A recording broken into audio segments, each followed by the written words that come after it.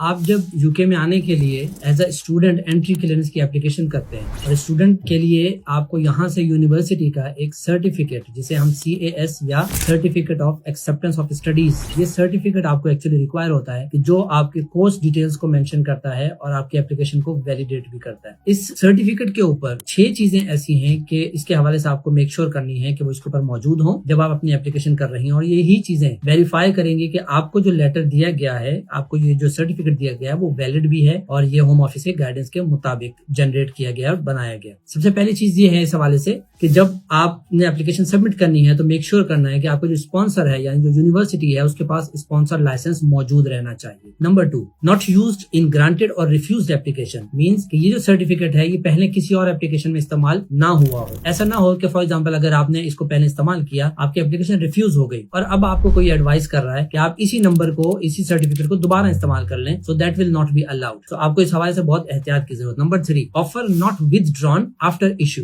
Sometime ऐसा भी होता है कि यूनिवर्सिटी CAS इशू करने के बाद कुछ देर के बाद फॉर एनी रीजन वो आपके ऑफर को विथड्रॉ भी कर सकती है। तो आपने मेक श्योर करना है कि अगर आपकी एप्लीकेशन, आपका CAS विथड्रॉ हो गया तो आप अपनी एप्लीकेशन को प्रोसेस ना करें। और in another scenario you have to make sure that your CAS is not withdrawn. Number 3, आपके इस लेटर के ऊपर course, qualification, level and place, ये 4 चीजें मेनली आपके CAS के ऊपर मेंशन होनी चाहिए। यानी आप किस कोर्स के लिए आ रहे हैं, आप कौन सी क्वालिफिकेशन ऑब्टेन करेंगे, इस क्वालिफिकेशन का लेवल क्या होगा, यहाँ का जो स्टडी लेवल है उसमें किस लेवल पे वो मीट करेगी, और इसी तरह से प्लेस यानी किस जगह पर इनसाइड लंदन और आउटसाइड ऑफ लंदन आपका कोर्स की प्लेस क्या होगी यूनिवर्सिटी की, अगर कोई कैंपस है तो उसकी जगह क्या होगी। नंबर 5, इसके ऊपर फीस, पेमेंट शेड्यूल और एकोमोडेशन की डिटेल्स भी आपके इस लेटर के ऊपर मौजूद होनी चाहिए। यानी आपके टोटल कोर्स की फीस कितनी है, उसमें से कितनी पे हो चुकी है, आउटस्टैंडिंग कितनी है, उसका रिकॉर्ड मौजूद होना चाहिए पेमेंट्स का, और एकोमोडेशन अगर आप उन्हीं स्पॉन्सर से यानी यूनिवर्सिटी की एकोमोडेशन इस्तेमाल कर रहे हैं और ले रहे हैं तो उसका रिकॉर्ड भी